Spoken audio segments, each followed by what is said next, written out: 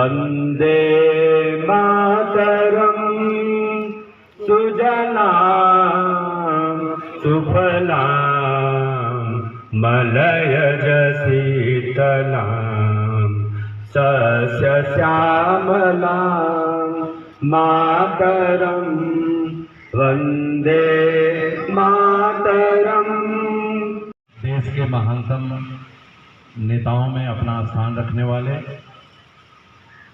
पूर्व प्रधानमंत्री स्वर्गीय चंद्रशेखर जी के महान विरासत को अपनी कर्मठता, अपनी क्षमता, अपने परिश्रम से उसको और ऊंचाई देने का काम कर रहे इस लोकसभा चुनाव में हम सबके प्रत्याशी आदरणीय नीरज शेखर जी और अभी माननीय नागेंद्र पांडे जी ने हम सब का आपसे परिचय कराया है, तो मैं समय खराब नहीं करूंगा।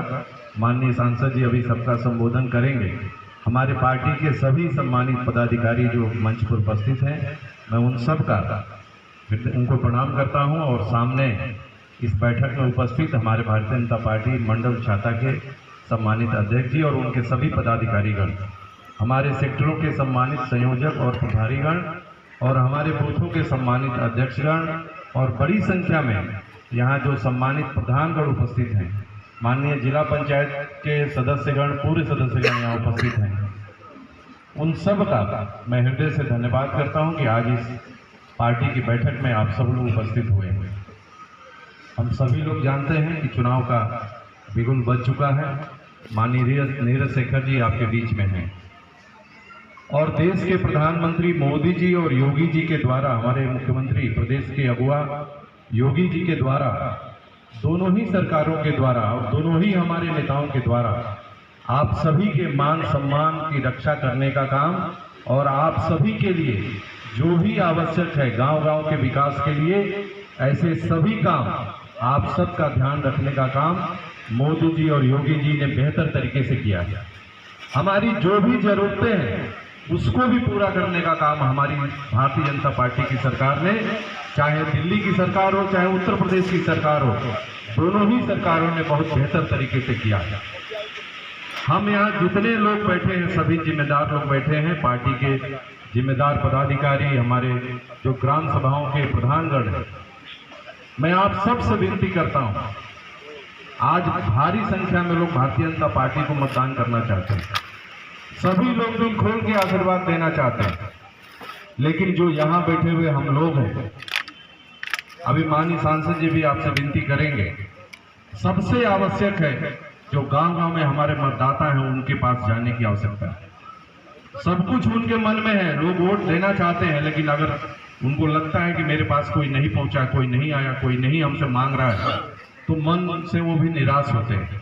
हम सब की जिम्मेवारी है कि हम सभी लोग, जितने लोग उपस्थित हैं, जितने भी गांव-गांव में भारतीय जनता पार्टी के कार्यकर्ता हैं, नेता हैं, सभी लोग मिलके एक एक घर को संपर्क करें, एक एक घर जाके आशीर्वाद मांगे माननीय नीरज शेखर जी के लिए, स्वर्गीय चंद्रशेखर जी की महान विरासत को आगे बढ़ाने के लिए, और एक एक मतदान कैसे मतदान के दिन 1 जून को कैसे बूथ तक पहुंचे, इसका प्रयास हम सबको मिलकर करना है। मौसम की परेशानी हम सब लोग देख रहे हैं, बहुत गर्मी का समय रहेगा, एक एक मत कैसे बूथ तक पहुंचे, इसके लिए हम सबको योजना बनानी है, काम करना है, उसकी व्यवस्था बनानी है।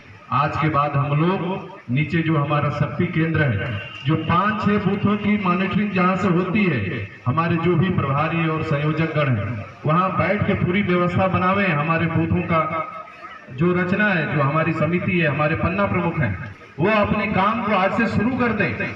पन्ने में आने वाले जितने भी घर हैं उनसे रोज संपर्क करें, रोज उनका ध्यान रखें, कहीं कोई उसमें घुसपैठ तो नहीं कर रहा, कहीं उसमें कोई सेंधमारी तो नहीं कर रहा, और जो हमारी आज संख्या है कल कैसे वो बढ़े, एक एक घर कैसे हमारे साथ जुड़ जाए, खड़ा हो जाए, हमको मतदान करे, इसका प्रयास हम सबको मिलकर करना है। आज बस यही आप सबसे विनती करने के लिए इस बैठक में मैं उपस्थित हुआ। मैं सभी यहाँ आए हुए अतिथियों का पुनः एक बार धन्यवाद करता हूँ। बहुत बहुत धन्यवाद।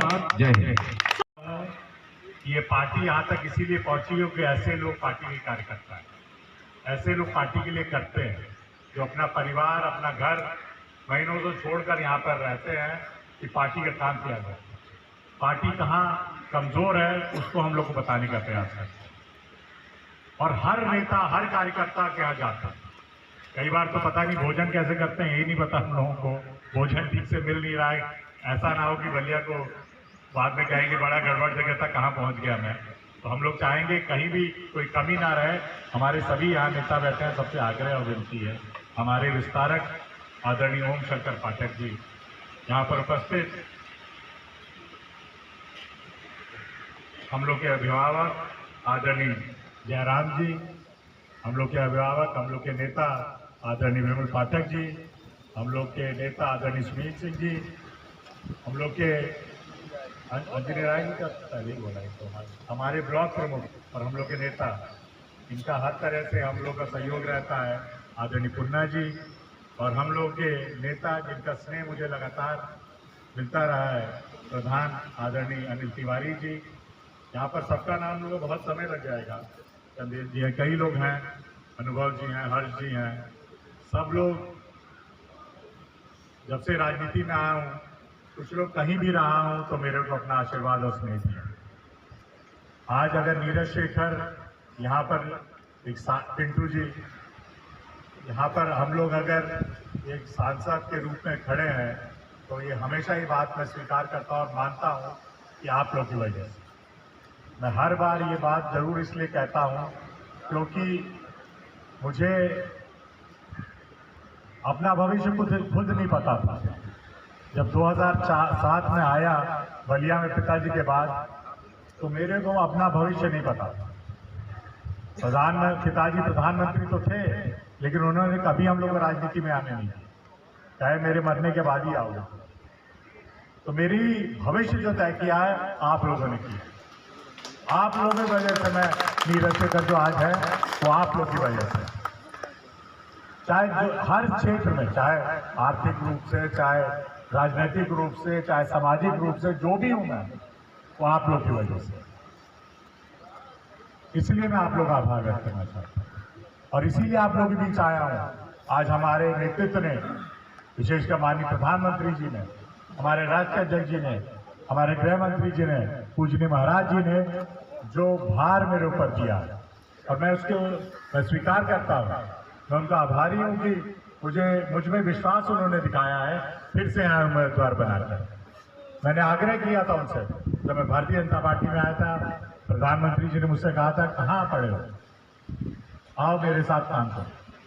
आदमी का सोचिए क्यों नहीं आएगा इस पार्टी में।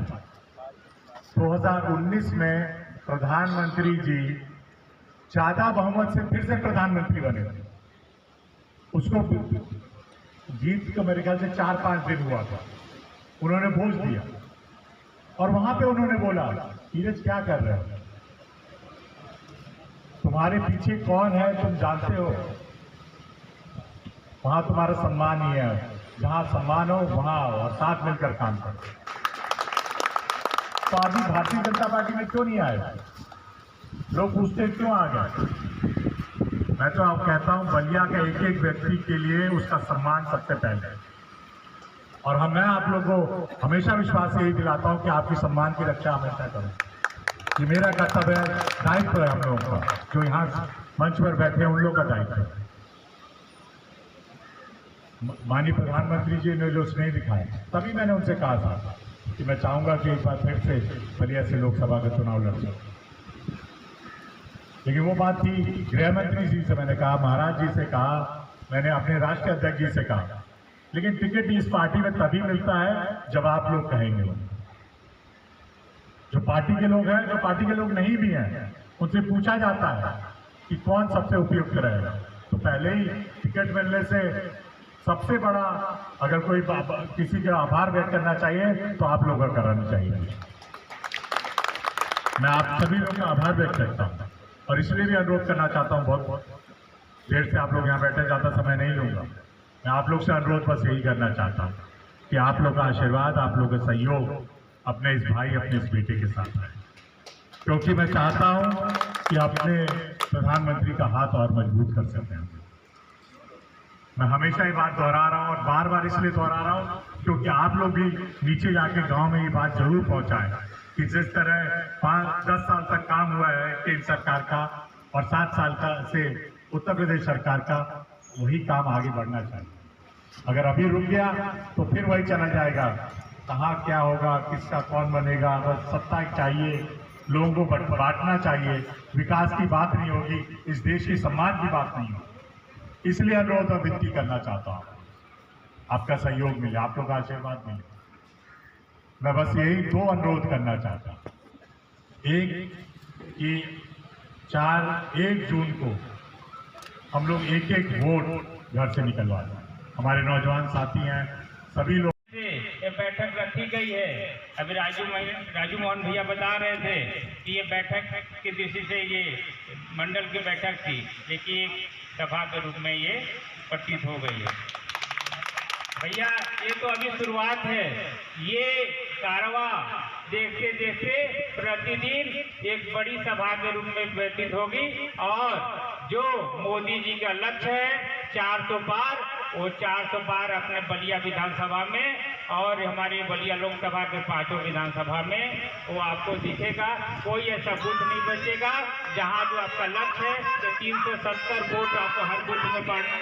हमें तो पूरा विश्वास है हर बूथ में 400 पार रहेगा, क्योंकि हमारी ये ऊर्जा कार्यकर्ताओं में दिखाई दे रहा है। 1950 या 1947 का चुनाव नहीं है, 1952 का भी चुनाव नहीं है कि जो हमारे बाबा साहब भीमराव अम्बेडकर को भी हराने का काम इन कांग्रेसी और कम्युनिस्टों ने किया था, क्योंकि उस समय कांग्रेस की सरकार थी। आज तो मोदी जी की सरकार है, कहीं भी चप्पे चप्पे पर किसी की हिम्मत नहीं है कि गर्दन उठा कर देखे और फर्जी करने की बात करे, क्योंकि उन कार्यकर्ताओं का सम्मान अब मोदी जी और योगी जी के हाथ में है। कहीं से भी ऐसे गलत होने की कहीं संभावना नहीं है, क्योंकि जितने गुंडे बदमाश थे क्या तो जेल में हैं या कहां पहुंच गए सभी को दिखाई दे रहा है। इसके बल पर आज कार्यकर्ताओं की रक्षा हमारे मोदी जी और योगी जी के हाथों में है। उसी को आगे बढ़ाते हुए हमारे नीरज जी जो हम लोग का अभिभावक भी हैं कि कार्यकर्ताओं का सम्मान नीरज जी के पास है और उन्हीं के देखना है। इसलिए हम सभी लोग समर्पण के साथ ये आपसे आश्वासन देते हैं कि पिछले सारे चुनावों का रिकॉर्ड ये चुनाव में टूटने वाला है, क्योंकि सारे आशीर्वाद देखते हुए सारे कार्यकर्ता और बड़े भाई और गार्जियन दिखाई दे रहे हैं। आपको पूरा आश्वासन दिया जा रहा है और हम कार्यकर्ताओं की तरफ से आपको आश्वस्त करते हैं कि बलिया विधानसभा ही नहीं 5 विधानसभाओं में पिछले सभी रिकॉर्ड टूटने वाले हैं। बहुत बहुत धन्यवाद।